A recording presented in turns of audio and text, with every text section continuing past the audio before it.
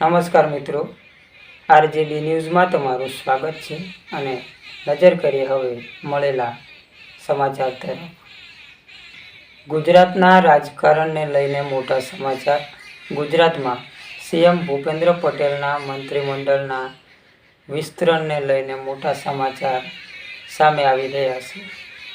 સૂત્રો પાસેથી જાણવા મળે છે કે દિવાળીના તહેવારની આસપાસ મંત્રીમંડળનું વિસ્તરણ કરવામાં આવશે, જેમાં સ્પષ્ટ સંકેત મળી રહ્યા છે આ વિસ્તરણ માત્ર સરકારનું પૂરતું સીમિત નહીં રહે, પણ સંગઠનમાં પણ ફેરફાર કરીને તેને વધુ એલર્ટ કરવામાં આવશે।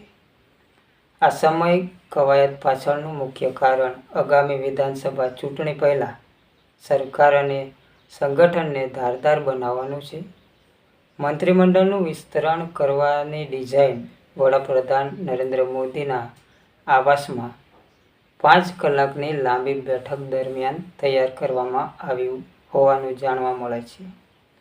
પીએમ મોદીના દિલ્હી ખાતેના નિવાસસ્થાને યોજાયેલી આ બેઠકમાં ગુજરાતના સીએમ ભૂપેન્દ્ર પટેલ અને પ્રદેશ અધ્યક્ષ હાજર રહ્યા હતા।